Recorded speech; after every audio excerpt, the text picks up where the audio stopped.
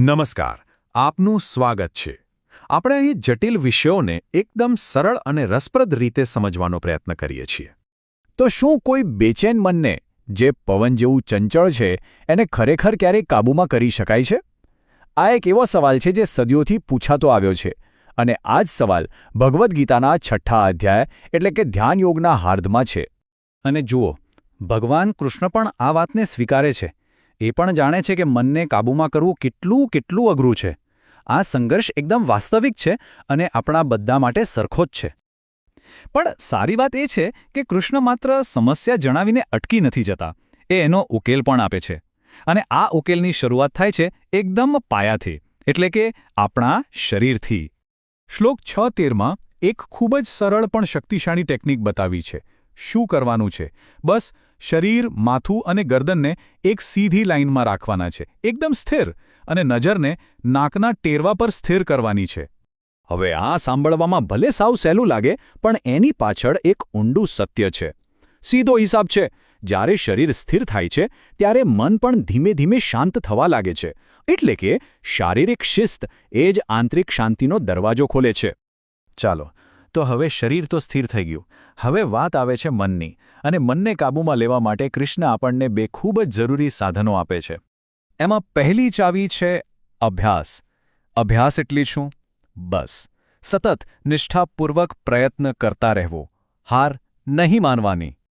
આને સમજવા માટે એક સરસ ઉદાહરણ છે. માની લો કે આપણે એક નાના ગલુડિયાને ટ્રેનિંગ આપી રહ્યા છીએ. એ વારંવાર ભાગી જશે, બરાબર? તો આપણે શું કરીશું? ગુસ્સે થઈશું? ના, આપણે એને પ્રેમથી, ધીરજથી વારંવાર પાછું લાવીશું. બસ આપણા મન સાથે પણ આવું જ કરવાનું છે. અને હવે બીજી ચાવી, એ છે વૈરાગ્ય. વૈરાગ્યનો સીધો અર્થ છે અનાસક્તિ, એટલે કે દુનિયાની વસ્તુઓ અને ઈચ્છાઓની પકડ ઢીલી કરવી. કેમ કે જ્યાં સુધી આપણું મન ઈચ્છાઓમાં ભટકે છે, ત્યાં સુધી એ શાંત કેવી રીતે રહી શકે? એટલે સમજવાની વાત એ છે કે આ બંને ચાવીઓ, અભ્યાસ અને વૈરાગ્ય, સાથે મળીને જ કામ કરે છે. તમે જુઓ, વૈરાગ્ય વગરનો અભ્યાસ કેવો છે ખબર છે? જાણે કે તમે હોડી તો ચલાવી રહ્યા છો, પણ એનું લંગર નીચે જ નાખેલું છે. હોડી ક્યાંય જશે? નહીં જાય. બસ એવું જ છે. તો ચાલો હવે આગળ વધીએ. આ બધું કરવા પાછળનો અંતિમ ધ્યેય શું છે? આપણને મળશે શું? ગીતામાં આ માટે એક અદ્ભુત ઉપમા આપી છે. એક એવું મન જે કાબૂમાં આવી ગયું છે. એ કેવું હોય? સ્થિર, શાંત અને પ્રકાશથી ભરેલું. અને આ કોઈ સામાન્ય આરામની વાત નથી. આ તો એક એવી ગહન આંતરિક શાંતિ છે જે આપણને દરેક પ્રકારના ભય અને ચિંતામાંથી મુક્ત કરે છે. આ એક એવો દિવ્ય આનંદ છે જેનો અનુભવ ફક્ત શુદ્ધ અને સ્થિર મન જ કરી શકે છે. પણ એક સવાલ મનમાં જરૂર આવે. જો આપણે પ્રયત્ન કરીએ અને નિષ્ફળ જઈએ તો શું? ગીતામાં આ ડરનો પણ ખૂબ જ કરુણા સાથે જવાબ આપવામાં આવ્યો છે. અર્જુન આ જ સવાલ પૂછે છે.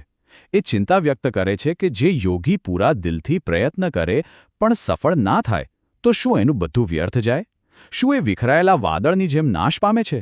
અને અહીં કૃષ્ણ જે જવાબ આપે છે એ ગીતાના સૌથી સુંદર અને હિંમત આપનારા વચનોમાંનું એક છે.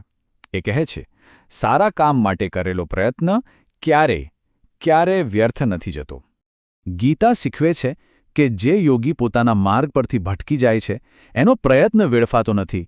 એ સારા અને સમૃદ્ધ પરિવારમાં ફરી જન્મ લે છે, જેથી એ પોતાની આધ્યાત્મિક યાત્રા જ્યાંથી અધૂરી રહી હતી ત્યાંથી ફરી શરૂ કરી શકે. કંઈ પણ નકામું નથી જતું.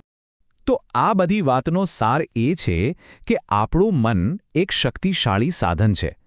એ આપણો સૌથી સારો મિત્ર પણ બની શકે છે અને સૌથી મોટો દુશ્મન પણ. હવે પસંદગી આપણે કરવાની છે કે આપણે એને શું બનાવવા માંગીએ છીએ, એક મિત્ર કે એક શત્રુ.